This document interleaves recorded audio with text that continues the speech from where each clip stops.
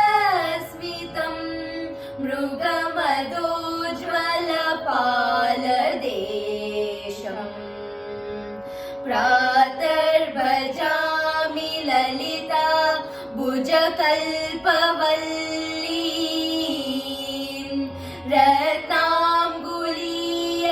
रत्नाङ्गुलीयलसदङ्गुलि पल्लवाढ्यां माणिक्यहेमवलयाङ्गद शोभमानां पुण्ड्रेषु चाप कुसुमेषु शृणीर्दधानां प्रातर्नमामि ललिता चरणारविन्दम्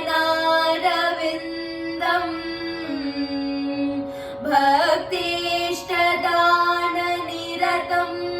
भवसिन्धुपोतम्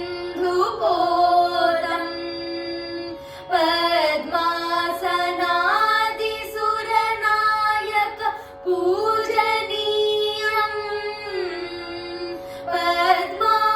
पद्माङ्कुशध्वज सुदर्शन काञ्चनाढ्यम् प्रातः स्तुवे परशिवां ललितां भवानीं त्रय्यन्तवेद्यविभवां करुणानवद्यां विश्वस्य सृष्टिविलयस्थिति हेतुभूतां